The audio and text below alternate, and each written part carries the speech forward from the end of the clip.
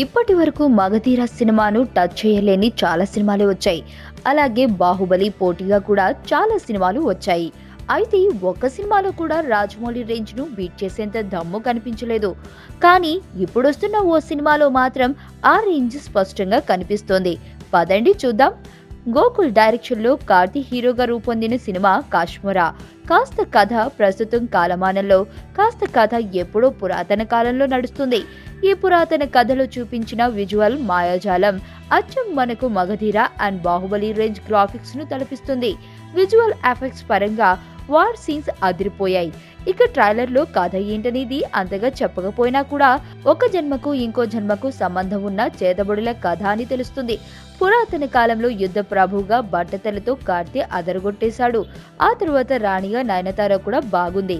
ఇక ప్రస్తుత కథలో కూడా కార్తీ లుక్స్ అదిరిపోయాయి. సంతోష్ నారాయణ్ మ్యూజిక్ కూడా అదిరింది. చూస్తుంటే మగధీర అండ్ బాహుబలి సినిమాలకు కంటిన్యూషన్ గా ఉంది కాశ్మీరా. మరి వీరి ఖాతాలో ఆడియన్స్ ఒక హిట్ వేసుకోరా?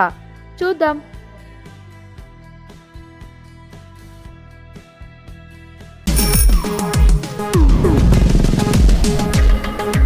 ప్రపంచంలో ప్రతి ప్రేమ కథ మధురంగా ఉంటుంది. మనది మనకు మరీ అద్భుతంగా ఉంటుంది.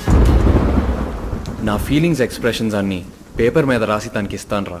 అవసరమా రా ఇదంతా? ఇన్ఫాచ్యువేషన్ రా. రే, అమ్మాయిని చూసిన వెంటనే అలా